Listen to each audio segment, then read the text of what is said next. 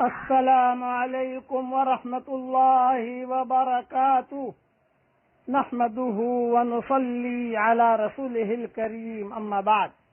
آج کا سبق سن لیجئے۔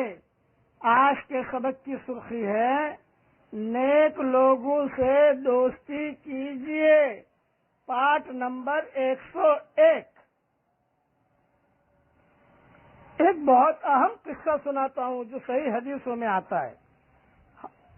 حضرت ابو ہریرہ رضی اللہ تعالی عنہ فرماتے ہیں کہ ایک دن حضرت محمد صلی اللہ علیہ وسلم تشریف فرما تھے۔ ایک شخص نے حضرت ابو بکر رضی اللہ تعالی عنہ کو برا بھلا کہنا شروع کر دیا۔ حضرت محمد صلی اللہ علیہ وسلم اس کی باتیں سن کر تعجب فرماتے تھے اور مسکراتے تھے۔ جب اس شخص نے حضرت ابو بکر رضی اللہ تعالیٰ عنہ کو بہت برا بھلا کہا، یعنی حضور بھی بیٹھے ہیں، ابو بکر بھی بیٹھے ہیں اور وہ برا بھلا کہہ رہا ہے، تو حضرت ابو بکر رضی اللہ تعالیٰ عنہ نے اس کی بعض باتوں کا جواب دیا۔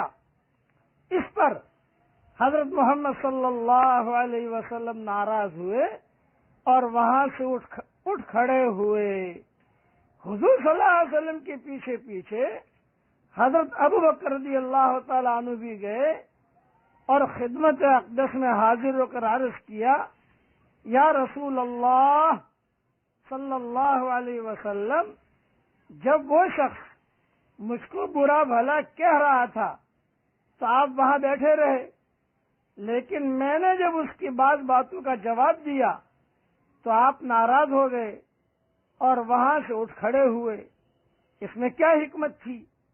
حضرت محمد صلی اللہ علیہ وسلم نے فرمایا، تمہارے ساتھ ایک فرشتہ تھا جو تمہاری طرف سے اس کو جواب دے رہا تھا، مگر جب تم نے خود جواب دیا تو فرشتہ تو چلا گیا، شیطان درمیان میں کود پڑا، اس لیے میں وہاں سے کھڑا ہو گیا، اور میں اور شیطان دونوں ایک ساتھ جمع نہیں ہو سکتے، میں وہاں سے کھڑا ہو گیا۔ پھر حضرت محمد صلی اللہ علیہ وسلم نے 3 نصیحتیں کی حضرت ابوبکر کو، 3 نصیحتیں، اس کو بہت دھیان سے سنیے۔ اور یہ فرمائے یہ تینوں باتیں حق ہیں۔ نمبر 1، جس بندہ پر کوئی ظلم کیا جاتا ہے پھر وہ مظلوم بندہ اللہ کی رضا کے لیے اس ظلم سے چشم پوشی کرتا ہے تو اللہ تعالی اس ظلم سے چشم پوشی کی وجہ سے اس کی بھرپور مدد کرتا ہے۔ مظلوم بن کر رہے کسی کو کہے نہیں تو اللہ کی مدد اس کے ساتھ آئے گی۔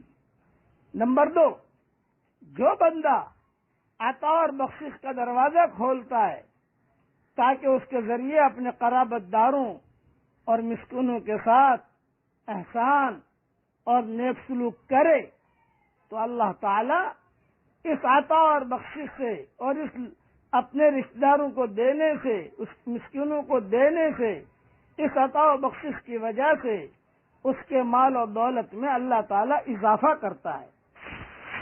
نمبر 3، اور جو شخص سوال اور فقیری کا دروازہ کھولتا ہے مالدار لیکن پھر بھی فقیر بن کے لوگوں کے سامنے رہتا ہے، جو شخص سوال اور گدائی کا دروازہ کھولتا ہے تاکہ اس کے ذریعے سے اپنی دولت کو بڑھائے تو اللہ تعالی اس گدائی کی وجہ سے، اس فقیری کی وجہ سے اس کے مال و دولت کو کم کر دیتا ہے۔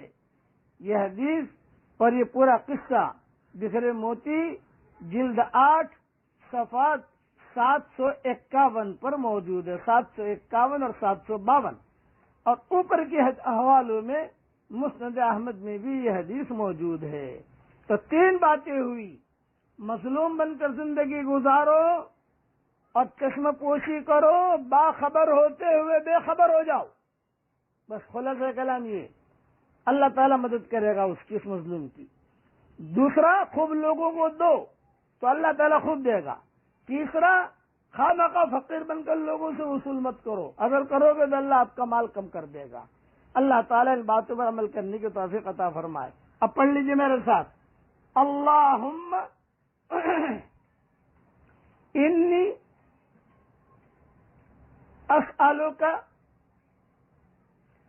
من فضلک ورحمتک فإنه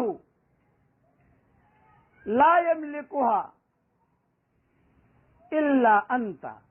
اس کا امیجز بنا کر بھی بھیج دیتا ہوں, اسے محفوظ رکھیے.